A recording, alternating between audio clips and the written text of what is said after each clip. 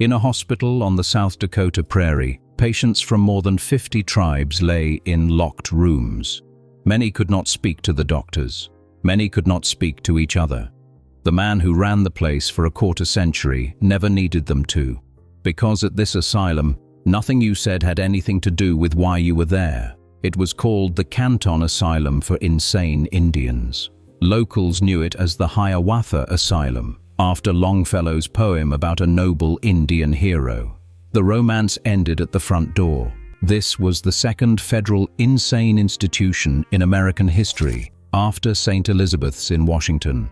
And it was the only asylum the United States ever built exclusively for Native Americans. To understand what happened inside it, you have to understand why it was built, because the reason was never medicine. In 1898, Senator Richard Pettigrew of South Dakota pushed a bill through Congress to create an insane asylum for Indians. The government's own experts opposed it. The Department of the Interior objected. So did the superintendent of St. Elizabeth's, the federal hospital that already treated Native patients. They argued the money would be better spent expanding care in Washington. Congress approved it anyway. Canton sat close to states with large Native populations, the argument went. It also sat in Pettigrew's home state, and it was the hometown of a well-connected lawyer named Oscar Gifford. Gifford was a former mayor of Canton and a former congressman. He handled the legal paperwork for the land purchase, 100 acres about 2 miles east of town, at $30 an acre. When construction finished, the government needed a superintendent to run its new mental hospital. It chose Gifford. He was not a doctor. He was not a psychiatrist. He had no medical training of any kind. He was the lawyer who had helped bring the project to town, and now he would run it. The first patient arrived on December 31st, 1902, a 33-year-old man from the Sanity Sioux reservation in Nebraska. Others followed from reservations across the country: Oklahoma, Kansas, Arizona, the Dakotas, the Great Lakes. The asylum drew from everywhere because it was the only one of its kind. A Navajo patient from the Southwest might share a ward with a Muskogee patient from Oklahoma and an Ojibwe patient from Minnesota. 3 people with no common language between them, held in the same building, far from anyone who knew them. The institution itself began as a single main building on those 100 acres of open prairie, with a farm attached. Behind its locked doors, everyone lived together: men and women, elders and children, the physically sick and the perfectly healthy. There were no wards organized around treatment because there was almost no treatment to organize. The farm, meanwhile, produced. Patients worked the fields, cleaned the wards, and did the laundry. The asylum ran on the labor of the people it held. Getting in was simple. There was no court hearing, no judge, no independent medical examination. A reservation agent or superintendent who wanted someone gone could start the paperwork, and the Indian office in Washington would approve it. Getting in took a letter. Getting out could take a lifetime. And so the wards filled with people whose real offense was inconvenience. Records show patients committed for alcoholism, for opposing government or business interests, for refusing to give up ceremonies the government had outlawed, for epilepsy, which was counted as insanity. Some were children. Years later, a federal investigation would conclude that a large number of the people held at Canton showed no signs of mental illness at all. Their sentence was a diagnosis. The system that did this had a name, an address, and a budget line, and it ran for 31 years. As this story unfolds, tell me in the comments where you think it should have been stopped. There were chances. You will see them. Under Gifford, medical care barely existed. His assistant physician, Dr. John Turner, was the only medical man on the grounds, and the two clashed. In December of 1906, Turner filed a formal complaint after a patient became pregnant while he was away because staff had ignored his instructions. The complaint triggered the asylum's first major inspection, and the findings were not kind. Then came the case that ended Gifford's tenure. A patient needed gallstones removed. Turner wanted to operate. Gifford, the lawyer, refused to allow the surgery. The the patient died. In 1908, Gifford was forced out. His replacement was everything Gifford was not. Dr. Harry Hummer was a trained psychiatrist from St. Elizabeth's in Washington, the most prestigious mental hospital in the federal system. He was in his late 20s, ambitious, and by most accounts already convinced the assignment was beneath him. If the problem at Canton had been a lack of credentials, Hummer was the solution. The problem at Canton was never credentials. Within a year, more than a dozen of his own employees filed a formal complaint against him, alleging mistreatment of patients, mismanagement, and extremely poor living conditions. A federal investigation in 1910 cleared him. The complaints were written off as a dispute between a superintendent and his staff. It was the first time the system looked directly at Harry Hummer and decided to see nothing. It would not be the last. For the next 2 decades, Hummer ran the asylum with almost no oversight, and for long stretches, he was the only physician on the grounds. He held authority over discharge. Families wrote letters begging for their relatives. Hummer's answer, over and over, was no. Under his tenure, patients rarely went home. Many left only when they died. And what did the patients receive in return for their confinement?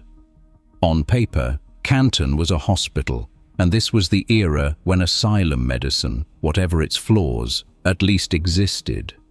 Other institutions offered hydrotherapy programs, trained nurses, occupational work, laboratories.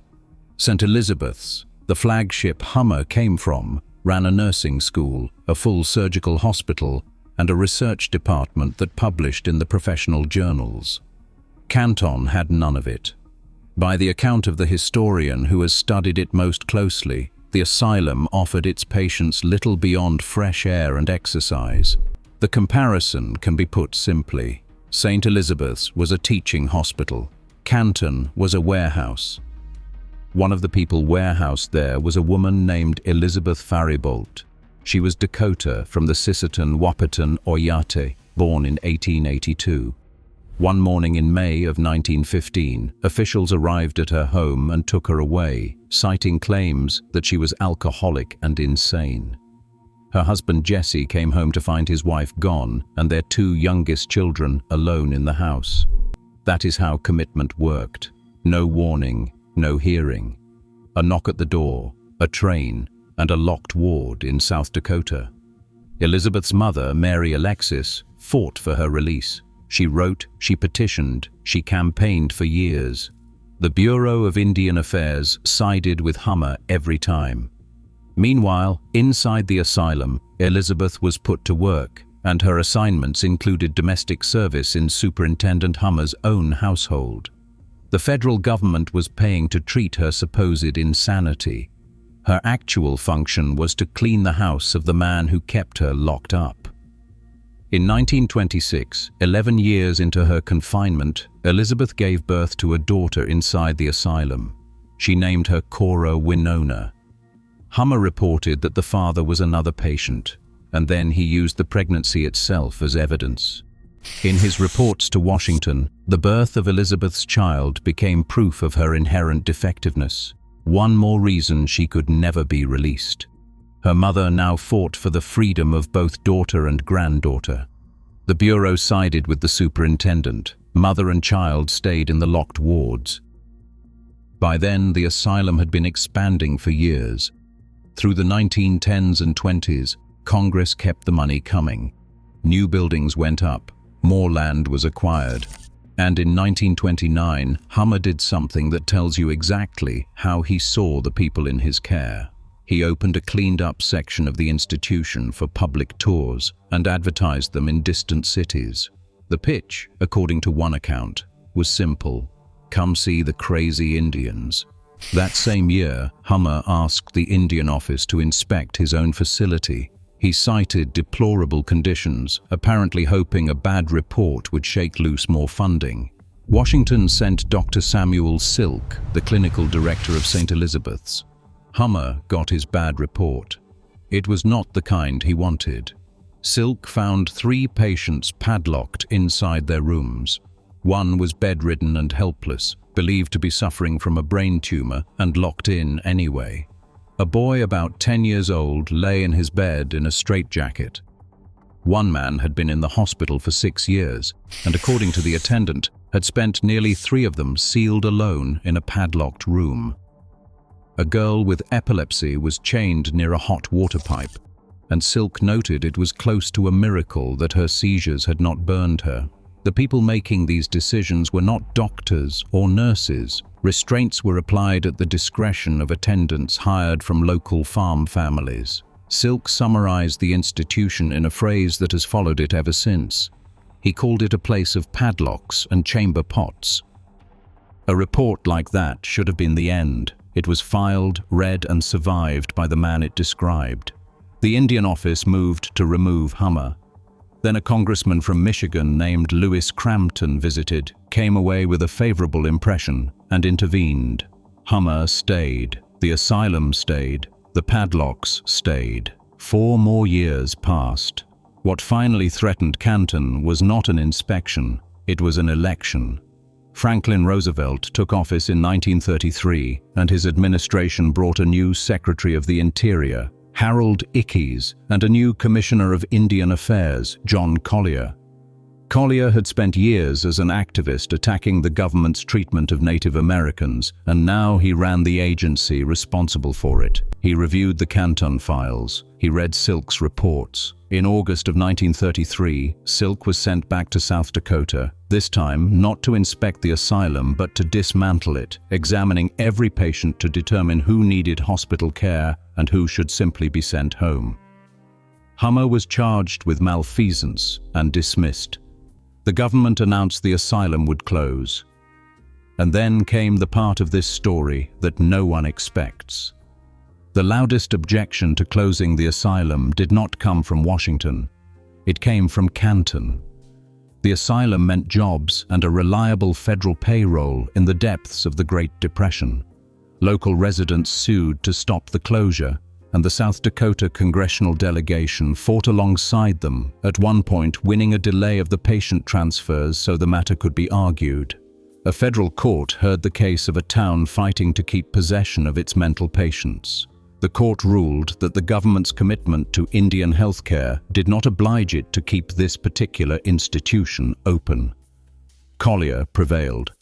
In December of 1933, Dr. Silk carried out his classifications.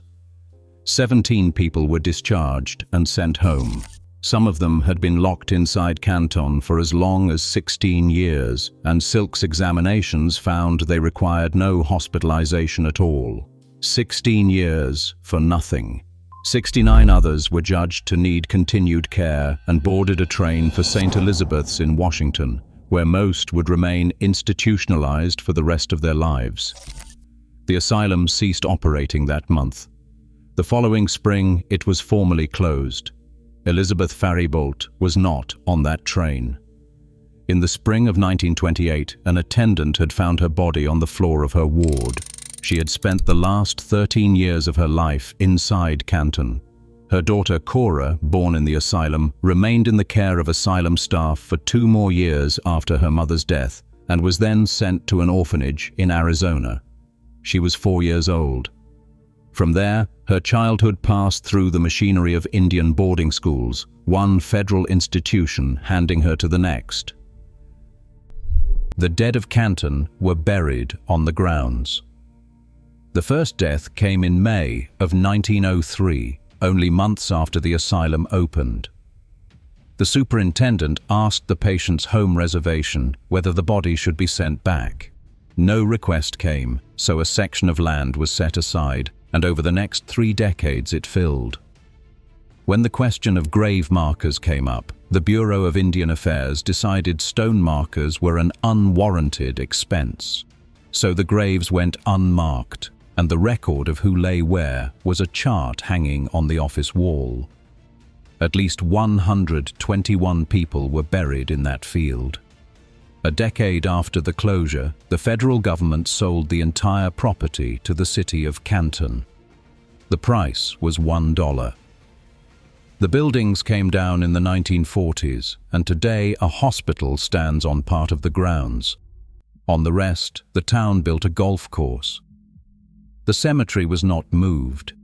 It is still there, a small rectangle of prairie grass between the fairways, and for years golfers played past it without knowing what it was. It took native people learning of the cemetery and returning to hold ceremonies there before the town began to reckon with what lay under the grass. In 1970, a burial stone with a bronze plaque was placed among the graves, and a memorial now lists the names of the dead. Descendants, tribal representatives, and volunteers have worked for decades to keep the story from disappearing. Ceremonies are still held at the cemetery, and in recent years, tribal nations have opened formal discussions with the federal government and the city about bringing their relatives home, the same kind of repatriation effort that has returned children from the grounds of Carlisle and other boarding schools. Elizabeth Faribault's story did not end in that field either. Her granddaughter, Faith O'Neill, has spent years piecing together what happened to her family, sharing Elizabeth's story so that her grandmother is remembered as a person, a wife and a mother taken from her home one morning in May, and not as a case number on a superintendent's chart. Nearly 400 people passed through the Canton Asylum for insane Indians. Every one of them had a name, a family, and a nation. If this story stays with you, leave a comment and tell me which part of it you will carry, because for the families of Canton, remembering is the whole point.